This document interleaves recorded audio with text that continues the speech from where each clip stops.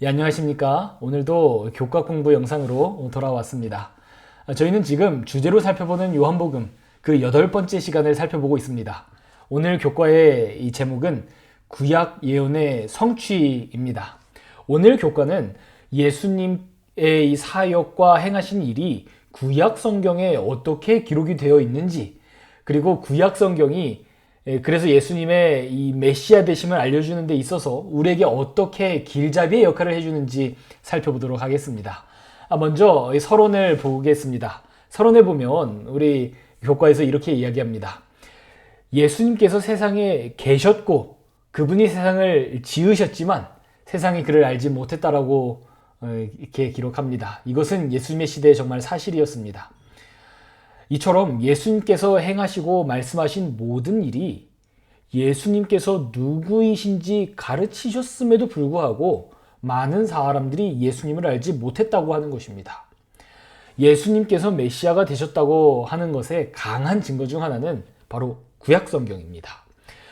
이 구약 성경은 예수님께서 직접 작성하셨지요.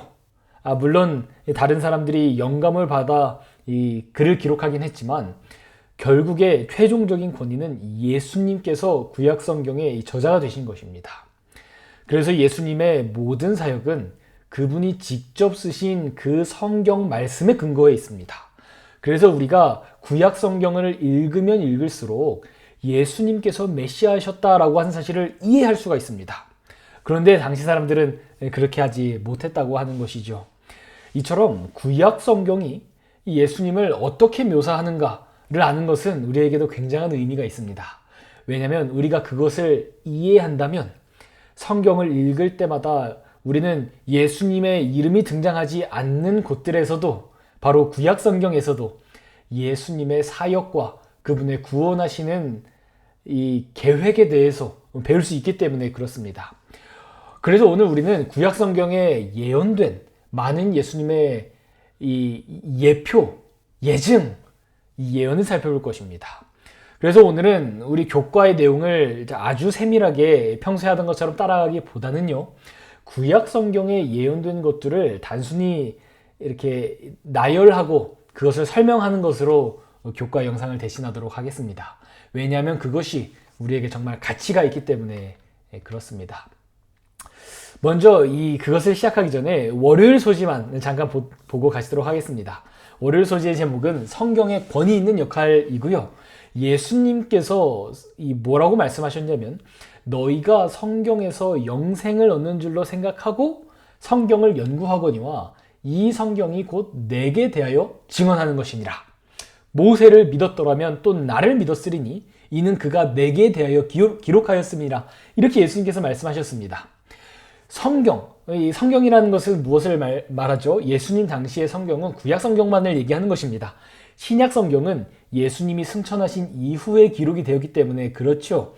그래서 여기서 예수님께서 말씀하신 성경이라고 하는 것은 구약 성경을 가리키는 말인 것입니다. 구약 성경은 예수님에 대해서 증거합니다. 예수님께서 직접 그렇게 말씀하셨죠. 구약이 우리에게 주어진 이유가 무엇일까요? 그것은 사람들로 하여금 예수님을 알게 하기 위해서였습니다. 우리는 구약 성경을 읽으면 읽을수록 예수님의 사역을 이해할 수 있습니다. 그래서 예수님께서도 이렇게 말씀하셨습니다. 예수님께서 하시는 모든 행동이 무엇이라고요?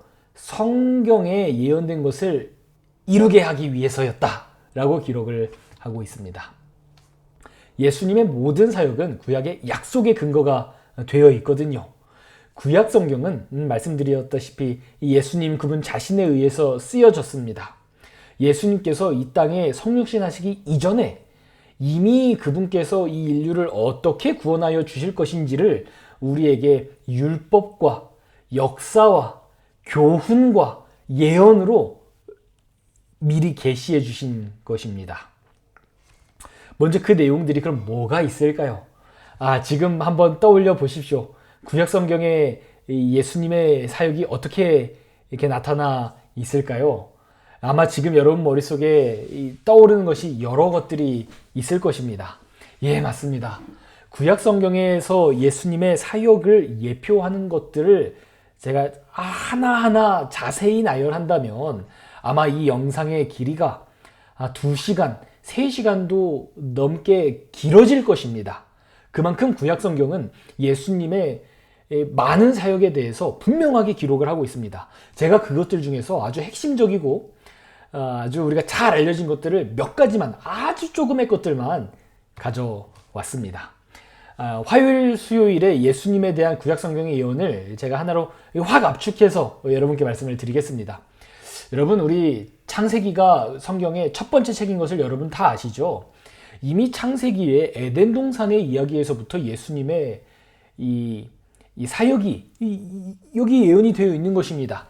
하나님께서 뭐라고 말씀하셨죠? 죄를 지은 아담과 하와에게, 그리고 뱀에게, 뱀의 후손과 여자의 후손이 원수가 되고 여자의 후손이 뱀의 머리를 상하게 하는, 예수님께서 사탄의 이 권세를 무너뜨리는 것을 이미 창세기가 시작하면서요, 그것을 우리에게 암시하고 시작합니다. 그 이야기가 뒤로 창세기가 진행되면 진행될수록 우리에게 더 분명히 드러납니다. 하나님께서 아브라함에게 복을 주시면서 이렇게 말씀하셨습니다. 너의 씨로 말미암아 천하 만민이 복을 받으리니, 유대인만 구원받는다고 한 것이 아닙니다. 만민이 복을 받는다고 한 것입니다. 이는 내가 나의 말을 준행하였음이니라 하셨다 하니라. 성경이 그렇게 예언합니다. 그래서 예수님께서 오시는 것이 누구로부터 오는지 예언을 해주는 것이죠. 아브라함으로부터 그것이 시작된다는 것입니다. 조금만 더 지나면 그 전에 보면 하나님께서 아브라함에게 자신의 독생자인 이삭을 잡아 제물로 바치라는 명령을 하시죠. 물론 하나님께서 일이 이렇게 일어나지 않도록 하셨습니다. 그런데 아브라함은 하나님께서 아주 선하신 분이라는 것을, 그리고 하나님의 계획을 본인은 스스로 다 이해할 수 없다는 것을, 그리고 비록 이삭이 죽더라도 하나님께서 다시 부활시켜 주실 수 있다는 믿음을 가지고 하나님의 명령을 수행하러 나갑니다. 이 일이 여러분 어떻게 되신지 다 아시죠? 하나님에 의해서 일이 멈추고 하나님께서 예비하신 양으로, 염소로, 이제 숫양으로, 숫염소였나요? 죄송합니다. 이렇게 하나님께서 예비하신 이 염소로 이렇게 제사를 지냈죠. 그리고 아브라함은 하나님의 친구라는 별명을 얻었습니다. 왜냐하면 아브라함은 하나님처럼 자신의 독생자를 이 십자가에 달려 희생해야 되는 그 마음을 이해했거든요. 이처럼 구약성경의 많은 이야기들이 예수님의 사역을 이미 예표합니다. 창세기 49장 10절에서는 유다가 통치자의 지팡이를 영원히 가질 것을 얘기합니다. 이것은 예수님께서 유다 지파에서 나실 것을 이렇게 예언하고 있는 것이죠. 창세기를 넘어가면 그 이야기들이 점점 더 확장되기 시작합니다. 우리 출애굽기에도 많은 이야기들이 등장하죠. 물론 모세도 예수님을 예표하는 인물이었습니다. 모세가 하나님의 명령을 따라 이스라엘 자손들을 죄된 애굽에서 구원해서 가나안 땅으로 데려가는 그 이야기가 예수님의 사역을 예표하고 있지요. 그러나 출애굽기에 나타난 또 많은 이야기들이, 세부적인 이야기들이 예수님의 사역을 나타냅니다. 잘 알려진 것이 바로 이 유월절 어린 양을 바치는 제사였습니다. 이 문에 어린 양의 피를 바르는 사람은 누구든지 구원받는 그 이야기, 그것이 출애굽기의 이야기였습니다. 레위기는 어떨까요? 레위기는 특별히 예수 그리스도의 십자가와 그분의 하늘 사역을 무엇보다 잘 설명해주는 책입니다. 레위기에서는 많은 율법들이 있죠. 레위기는 사실 우리가 말씀 묵상으로 이렇게 읽고 하기에는 참 어려운 책입니다. 그런데 레위기를 이해하고 읽으면 그 안에 담겨있는 예수님의 구원의 사역이 명확하게 드러나게 되는 것입니다. 레위기는 제사 제도를 말합니다. 사람이 죄를 용서받는 방법을 가르쳐 주고요. 오직 그 짐승의 피로 말미암아 사람들이 깨끗하게 되고 죄를 용서받는 것들이 등장을 합니다. 이것은 바로 예수 그리스도의 사역을 나타내는 것이죠. 예수 그리스도의 십자가 사역과 그분의 피로 말미암아 우리 모두가 죄로부터 정결하게 되고 용서를 받는 것입니다. 레위기를 더 나가다 보면 레위기에는 이렇게 뜰과 성소와 지성소가 이렇게 묘사가 되어 있죠. 이 모든 것은 예수님의 지상사역과 하늘사역과 대속죄를 모두 우리 앞에 제시해주고 있는 것입니다. 이처럼 성경은 계속해서 예수님의 사역에 대해서 얘기해 왔다는 것입니다. 민수기는 어떨까요? 민수기도 많은 이야기들이 기록이 되어 있지요. 대표적인 이야기가 이 모세가 지팡이로 이 반석을 쳐서 물을 낸 그 이야기입니다. 고린도전서 10장 4절은 이 반석이 바로 예수 그리스도이셨다고 이야기합니다. 민수기에는 많은 이야기들이 등장하는데 그 이야기들이 다 예수 그리스도의 십자가 사역을 상징했다는 것입니다. 신명기는 어떨까요? 신명기에도 또한 많은 율법과 많은 예언들이 적혀 있지요. 대표적인 게 신명기 18장 15절에 모세가 이렇게 이야기합니다. 너희 형제 가운데 너희를 위하여 나와 같은 선지자 하나를 일으키시리니. 그래서 유대인들은 오랜 기간 동안 모세와 같은 선지자를 기대해 왔습니다. 그래서 침례 요한에게 가서 너가 그 선지자냐 이렇게 묻기도 한 것이었던 것이죠. 이 모세와 같은 한 선지자, 모든 유대인들이 역사를 통과하며 기다려왔던 그분이 바로 예수님이었던 것입니다. 이처럼 율법서는 계속해서 예수님에 대해서 예언하고 가르치고 있다고 하는 것입니다. 이 모든 내용들이 예수님께서 이 땅으로 오시며 분명하게 되는 것입니다. 아, 그때 그 이야기가 예수님의 이 사역을 얘기하는 것이었구나. 그때 그 율법이 예수님의 이 말씀을 의미하는 것이었구나. 사람들로 하여금 예수님의 사역을 이해하게 준비시켰던 것들이 바로 구약성경인 것입니다. 그렇다면 우리가 율법서를 떠나서 우리 선지서에는 어떨까요? 선지서에도 또한 예수님의 이 사역에 대한 그리고 예수님 그분에 대한 예언이 넘쳐납니다.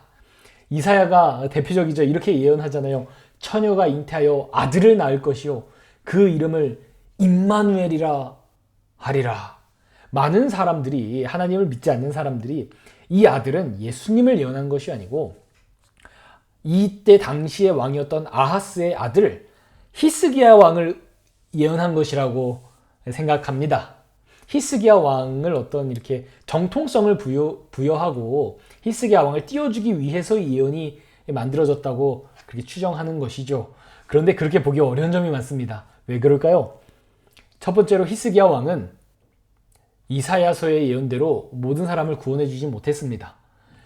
그는 단순히 국가의 재앙에서조차도 이 땅에서의 구원도 이루지 못했고요. 하나님 앞에 죄를 지으면서 하나님께 어떤 저주를 받았던 왕입니다. 만약에 히스기야 시대를 살았거나 히스기 시대 이후에 살았던 사람이 히스기야를 이 메시아로 생각했다면 히스기야의 기록도 그렇게 이사야서에 그렇게 기록하지 않았겠죠. 이것은 히스기야나 어떤 다른 인간 왕을 의미하는 것이 아니고 예수님을 상징하는 말이었습니다. 이사야의 예언이 더 앞으로 진행되면 진행될수록 이것이 더 분명해집니다. 이 아기는 인간 어떤 왕이나 영웅이 아니고 뭐라고요? 기묘고 모사고 또한 그분이 그 아기가 전능하신 하나님, 영존하시는 아버지, 이 아기가 평강의 왕이라는 것입니다. 이사야의 예언이 진행되면 진행될수록 이 메시아의 예언이 점점 더 정확해집니다.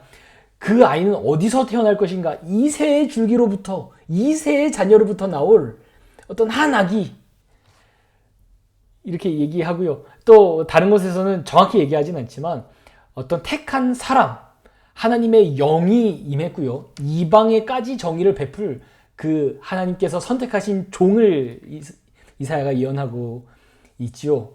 이사야는 예수님의 사역에 대해서도 예언하고 있습니다. 그는 멸시를 받아 사람들에게 버림받고 간고를 겪고 질고를 겪고 이렇게 얘기하잖아요. 이것이 바로 이 아기 처녀가 잉태하여 낳은 임마누엘이 당할 일과 그분이 하실 일이라는 것입니다.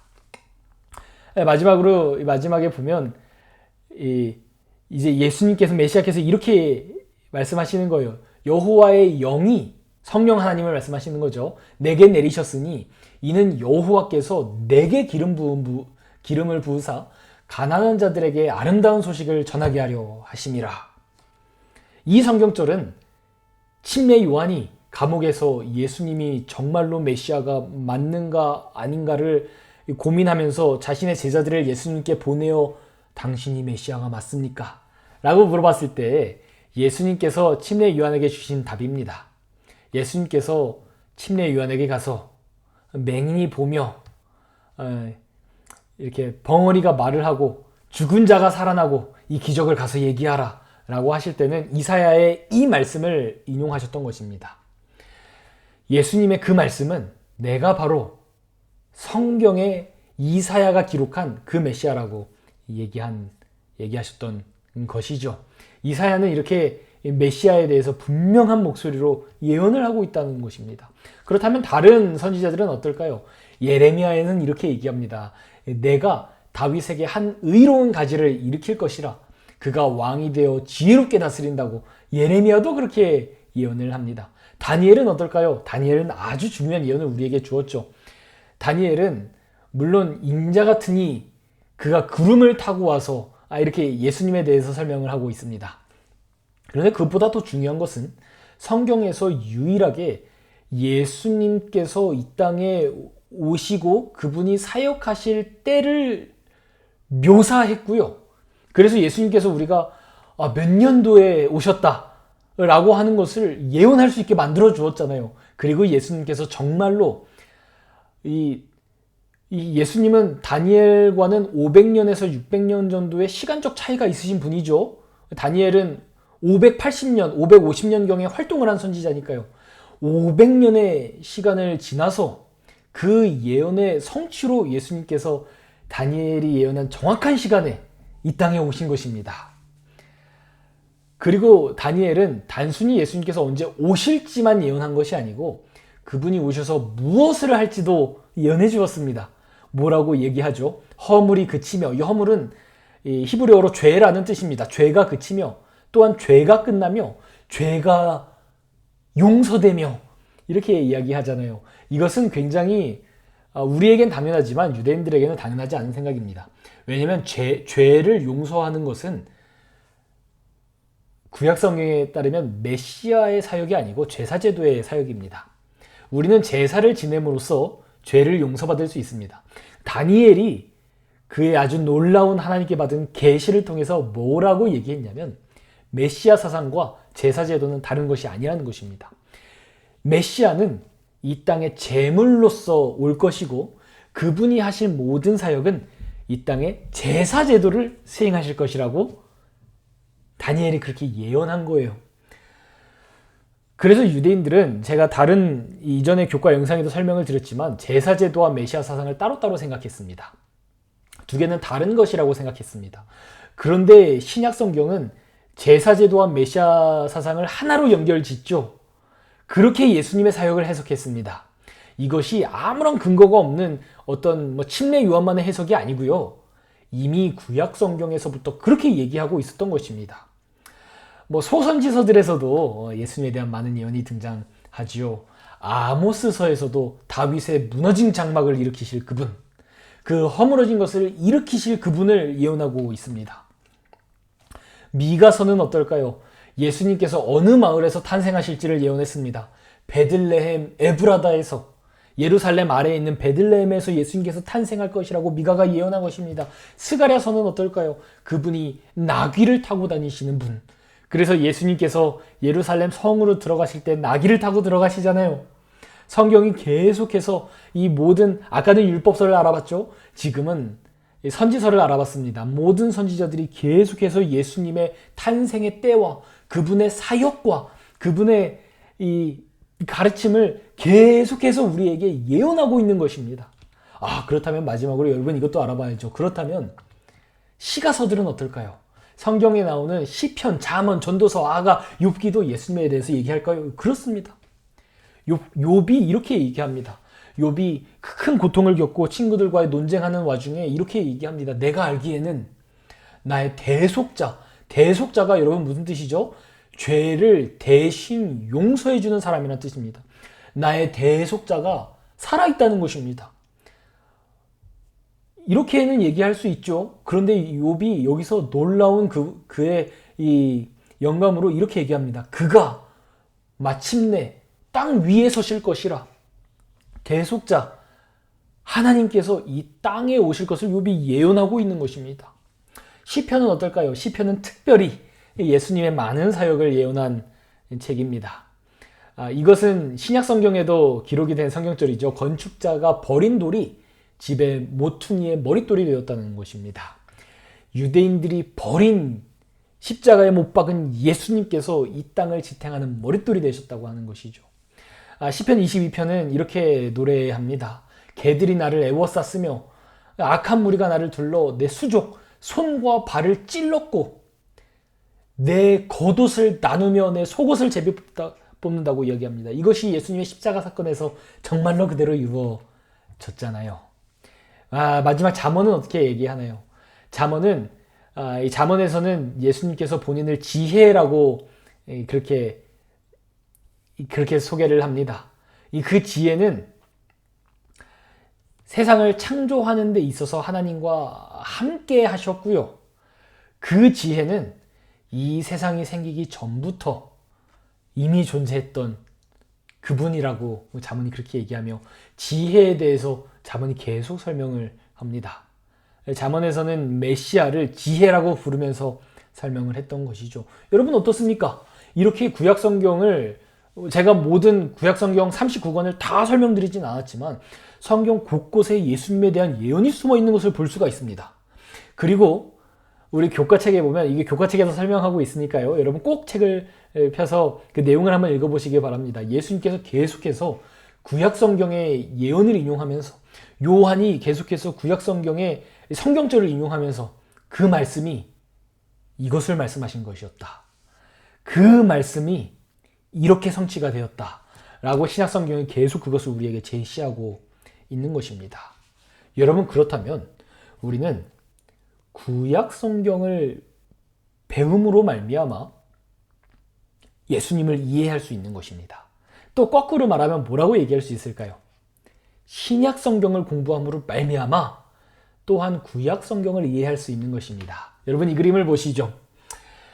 이렇게 구약성경과 신약성경이 양쪽에 있고요. 여기 보면 이렇게 십자가가 이렇게 있죠. 구약성경은 예수님의 십자가를 가리킵니다. 예수님께서 오시기 이전이죠. 아직 예수님께서 오지 않으셨습니다. 그럼에도 불구하고 계속 예수님의 등장과 예수님의 사역과 그것을 계속 설명하고 있던 것입니다. 이것이 구약성경의 핵심이었습니다. 그리고 신약성경은 무엇일까요? 예수님의 십자가 이후에 그것을 더 자세히 설명해주고 있는 것입니다. 예수님의 그 사역은 이것을 가리키는 것이었습니다. 예수님의 저 사역은 이것을 의미하는 것이었습니다. 계속 그것을 얘기하고 있는 것이죠. 이렇게 예수님의 십자가를 가운데 두고 구약성경과 신약성경, 십자가 이전과 십자가 이후에서 계속 한 분 하나님, 바로 우리의 예수님을 가르치는 것입니다. 이것이 바로 성경이 중요한 이유입니다. 이것이 바로 신약과 구약 두 책이 서로 다른 책이 아니고요. 한 권의 책으로서 한 분 하나님을 증거한다고 우리 기독교인들이 그렇게 믿고 고백하며 살아가는 이유입니다. 그래서 우리는 신약에서뿐만 아니라 구약에서도 예수님을 찾아갈 수 있는 것입니다. 오늘 우리는 이렇게 구약 예언의 성취에 대해서 알아보았습니다. 오늘 우리가 한 이 교과 공부가 우리 성도님들이 성경을 계속 읽어나갈 때 예수님을 묵상하고 예수님을 찾을 수 있게 되는 그런 공부가 되었기를 간절히 기도하겠습니다. 오늘 우리의 교과 공부는 여기서 마치도록 하겠습니다. 감사합니다.